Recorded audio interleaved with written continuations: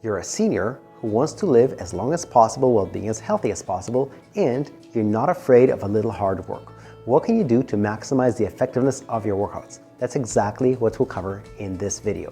One of the most beneficial things you can do for your health is high intensity cardio. But don't close this video just because you think high intensity is not for me. There are ways to work up to it, and in this video I'll tell you what to do as well as precautions you can take before you do it. First of all, there are a ton of benefits that come from high intensity cardio. Generally speaking, people who do high intensity cardio are healthier. Therefore, they have fewer trips to doctors as well as to specialists, and therefore they also have fewer trips to the hospital. If they do have to go to the hospital, they have a shorter hospital stay. They need fewer medications, and once they're discharged from the hospital, they have a faster recovery. People who do high intensity cardio also have better energy levels. They get more things done in their day, whether even that's as mundane as housework or as beautiful as travel. They have more endurance. They can hike more. They can play the things they like to play, like tennis or golf or something else. They have a better mental state. People who exercise with a lot of intensity, they know that if they can do something difficult in their day, other difficult things in their day are, well, less difficult because they've proven to themselves that they can do difficult things. They also have a better mental state. They also have more confidence because competence brings confidence, even if it's competence at something that's unrelated. Also, high intensity cardio allows you to maintain your independence longer, so you don't have to be a burden on your loved ones, on caregivers, etc. You don't have to live in a home. You can live in your current home.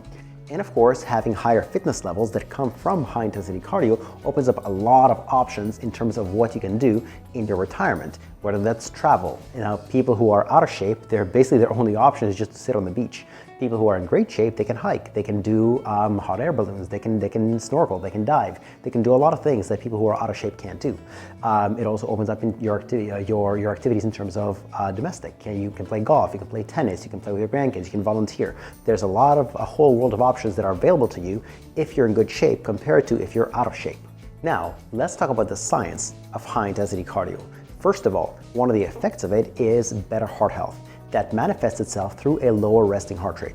In other words, if you measure your pulse or your heart rate, what happens is, over time, as you get in better shape, your pulse drops by between 5 and 10 beats per minute. What that means is that daily life is actually less difficult for you compared to when you were out of shape. High intensity cardio also forces you to use higher threshold muscle fibers. In other words, the use it or lose it principle. If you don't use your muscles, you lose them. That's what happens with high intensity cardio. It forces you to use your muscles in a way that's not really used in daily life. So you're basically sending your message to your body that I need this muscle, hold on to that. And as I talk about in my Amazon best-selling book, Type 2 Diabetes Reversal Secrets, high intensity cardio is also very, very effective for healthy blood sugar levels. In one study where researchers compared high intensity cardio to moderate intensity cardio of the same caloric expenditure, high intensity cardio produced triple the results in terms of A1C, blood sugar reductions, compared to moderate intensity cardio. So again, even though they did less exercise, they got triple the results. Now let's give some definitions. What exactly is high intensity cardio? High intensity is defined by the pulse. It needs to be above 85% of your maximal heart rate. Now, if you're wondering, what's my maximal heart rate? It is 220 minus your age. So if you're watching this video and you're 60 years old, 220 minus 60 is 160.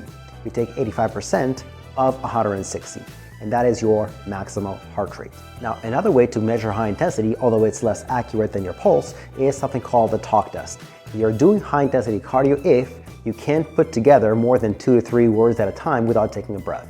If you can put together an entire sentence, or worse, you can carry on an entire conversation, you're not doing high intensity cardio. You might be doing cardio, but it might be lower moderate intensity. The measurement for high intensity is you can't go to 2 to 3 words without taking a breath.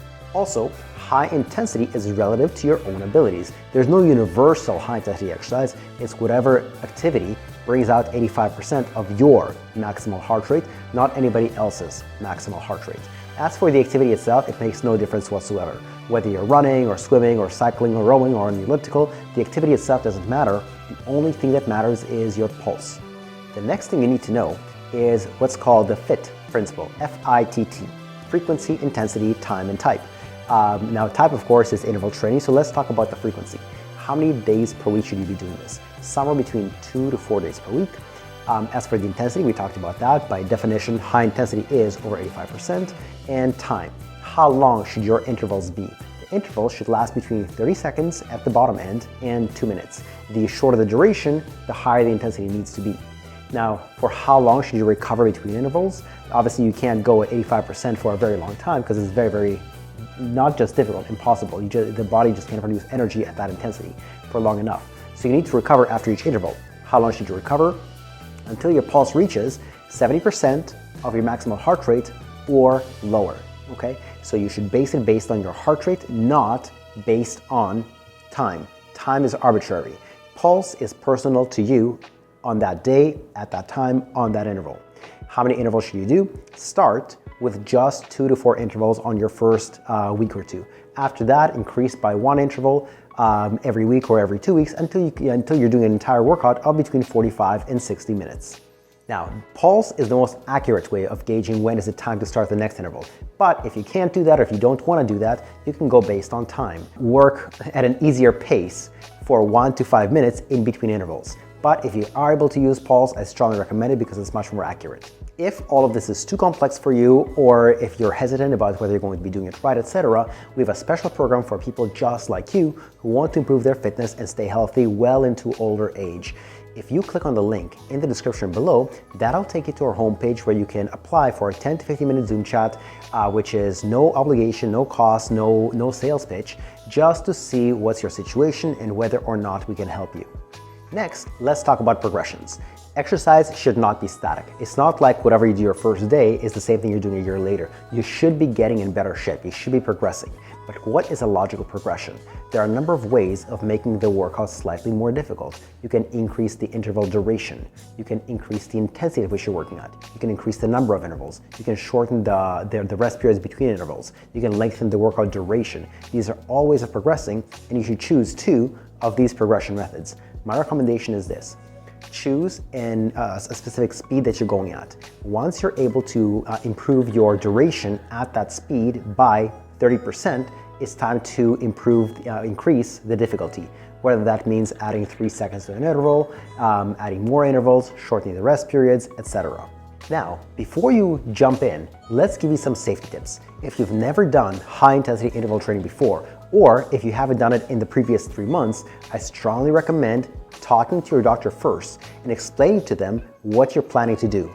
Tell them you're planning to do high intensity cardio at 85% of your maximum heart rate. Chances are they'll either run some blood tests on you or give you a cardiac stress test and electrocardiogram to see, is this too risky for you at this point? So again, if you haven't done this in 3 months, I strongly recommend talking to your doctor first because the risk is too high if you're sedentary otherwise. Safety tip number 2. Although this video is about high intensity training, don't start there yet. Start at moderate intensity. Start at that pace for anywhere from 2 to 4 weeks and work your way up until you're able to tolerate high intensity, and even then start with only maybe 2 or 3 intervals of high intensity for the first week or 2. Additionally, as soon as you jump on the treadmill, you don't go high intensity right away. You should go through a logical 5 to 10 minute period of a warm-up where you're progressively increasing the speed and or the incline. In addition to that, after you finish your last interval, your workout is not finished, you're now starting the cool down, another 5 or so minute period where you're gradually reducing the speed and or incline.